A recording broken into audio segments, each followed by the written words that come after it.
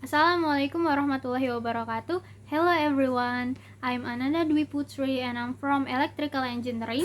So today I like to share what I can learn from the videos with the title NUDC 2020 Judge Test and Answers.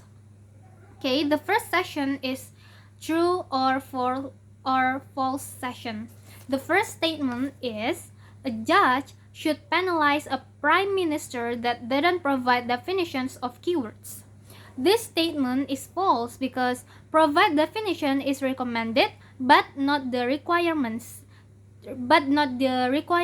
to do. So judges shouldn't penalize the team of debate for not providing definitions of the keywords. The second statement is example or context don't count as extensions for closing theme. This statement is also false because example or context is count as the extensions.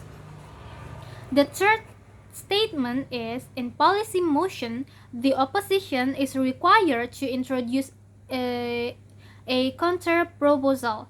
This statement is also false because the only obligation of opposition team is to oppose the team. The opposition team doesn't have obligation to solve the problem. Opposition team's burden in a debate is to simply the motion. The fourth statement is a speech with a lot of facts or statistics should be seen as more persuasive than those without. This statement is also false because it's not matter to have an arguments which are facts or statistics. The biggest emphasis is the logical argumentations. How we can be able to explain reasoning behind an argumentations.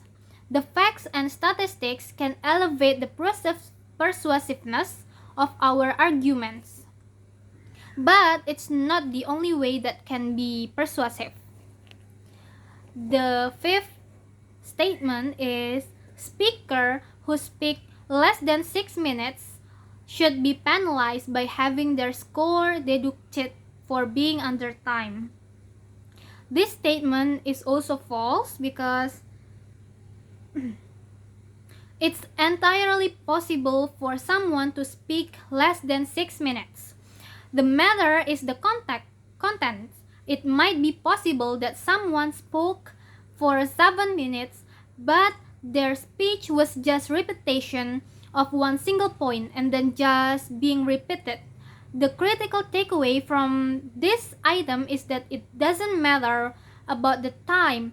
What really matters is the content that being delivered using the allocated time for speech. The sixth statement is lower feedbacks should be given to fellow panelists who decided to change their decision quickly after listening other panelists' explanation. This statement is also false because if we able to change our decision, that's totally fine. It doesn't really matter if it's longer or short.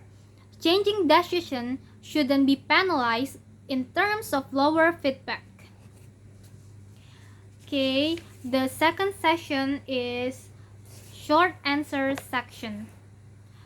What I can learn from the short answer section is such as the first one, use the remaining time to convince the chair of our decision. The second one is if there is a limited conception of definition or parameter that OG brought only the only team that has the prerogative to widen and challenge, that would be opening opposition.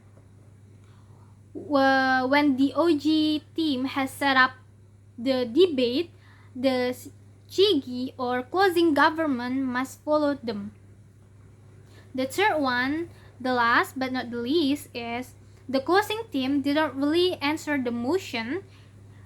If the closing team didn't really answer the motion, and in these instances, the adjudicator can be given the prerogative to make a judgment call on what to prioritize.